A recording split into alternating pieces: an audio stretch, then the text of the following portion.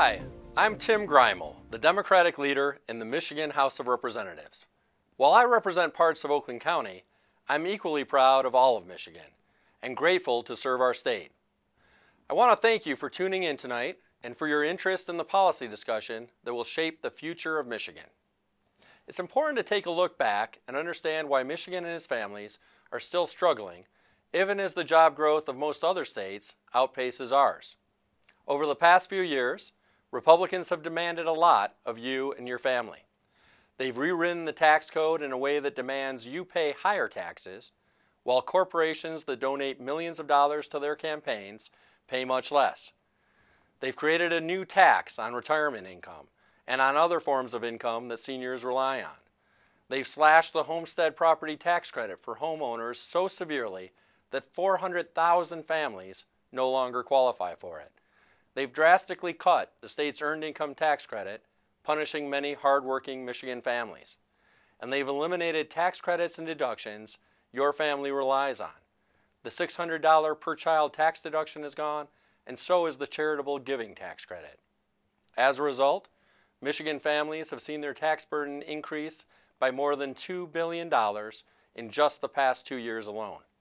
Meanwhile, Republicans have also shortchanged our young people's future by dramatically cutting funding for local schools across our state. That's led to school districts closing buildings, laying off thousands of teachers, and increasing class sizes for students. Some school districts have even been dissolved because they couldn't afford to stay open.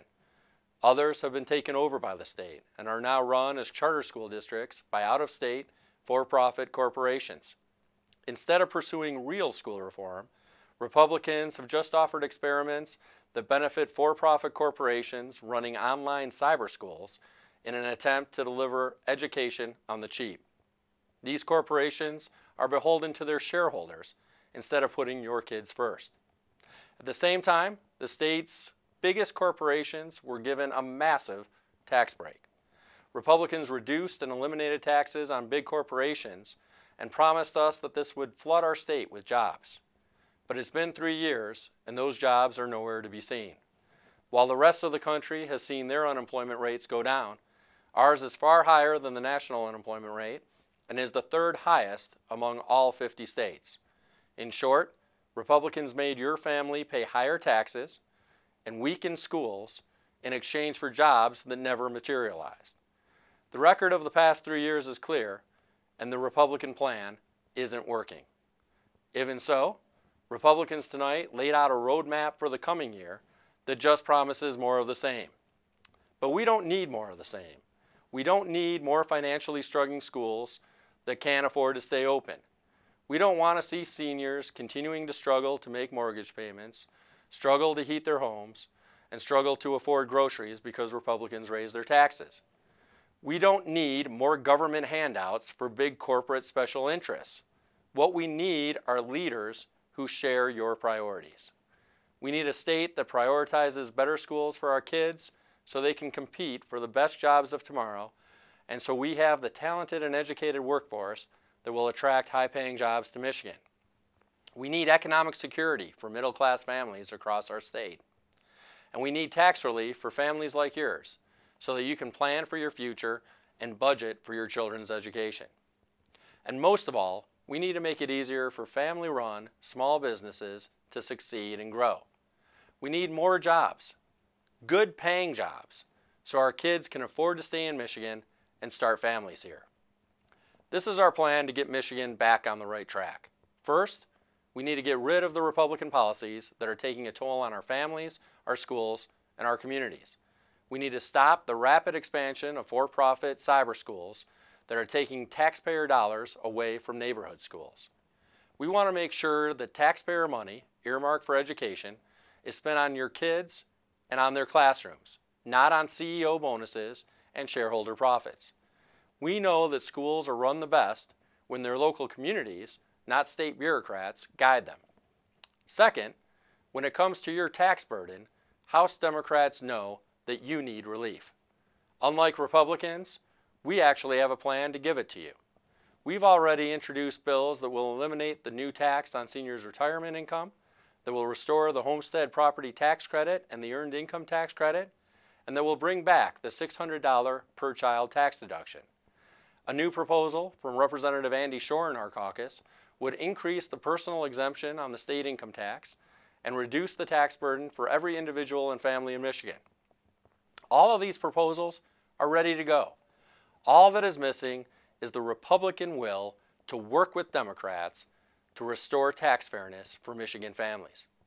Third, we need to make wiser choices about how your taxpayer dollars are spent. Our state is currently facing a budget surplus of $970 million, and there's currently discussion going on about how to use it. Let's be clear about what that surplus really is. It represents nearly $1 billion in additional money that your family was forced to pay through Republican tax increases. That money comes from you, and it belongs to you. That money should go back to you in the form of better education and lower class sizes for your kids, and in the form of tax relief for your family. We strongly support more investment in early childhood education, but that alone isn't enough. We need to invest more in all levels of education, from early childhood through high school and college, to ensure that young people are prepared for high-paying jobs. It's important that we move quickly to invest in Michigan families and Michigan schools before special interests get their hands on these taxpayer funds. Big corporations have received enough gifts from the state over the past few years. Now, it's your turn to get relief. Fourth, we should use state resources to promote job growth effectively. That doesn't mean handing out billions of dollars to corporations and hoping they'll create a few jobs. Republicans tried that kind of trickle-down economics, and it didn't work. Republicans made middle-class families pay $2 billion for a corporate tax break. And 3 years later, we're not much closer to a thriving economy. In contrast, Democrats realize that small businesses, often run by families like yours, are the #1 creator of jobs in Michigan. We should be supporting entrepreneurs who create jobs here and who will stay here. Representative Teresa Abbott of our caucus has introduced a proposal giving tax credits to businesses that hire the unemployed and that hire seniors who can't find a job. Fifth, hundreds of thousands of people around the state lost jobs in the recent recession, and many of you had to take lower-paying jobs just to get by. That's why we support giving Michigan workers a raise by increasing the state's minimum wage so that the hardworking men and women who put in an honest day's work will get an honest day's pay. Sixth, we want to roll back Republican attacks on families' economic security. Recently, Republicans passed a wildly controversial bill that requires women to buy extra health insurance just to be fully covered. Women in Michigan will now have to spend more money out of their own pockets for extra insurance to cover needed health care in the case of impending miscarriages or for abortions due to rape or incest or when the mother's health is at risk. Republicans did this because they caved into demands from special interests and refused to let voters have their say through a statewide vote on the measure, despite the fact that an overwhelming majority of Michigan residents oppose the law. We believe you, the people, should be heard above the voices of special interests. House Democrats are proud to stand against this law and against other measures that unfairly put the economic security of women at risk. Finally, when it comes to transportation, everybody knows that Michigan's roads are in a sorry state. Unfortunately, every single infrastructure proposal from Republicans would require middle-class families and seniors to shoulder the expense. We know that Michigan families have been taxed to the limit and that we can't afford higher gasoline taxes and increased vehicle registration fees during this difficult economic time. Instead, we need to make sure that overweight commercial trucks that cause most of the deterioration of our roads and bridges pick up their fair share of the tab. These are our priorities we share with you. Working together, we look forward to making Michigan a better place to work and retire, to grow a small business, and to raise a family. Thank you for listening.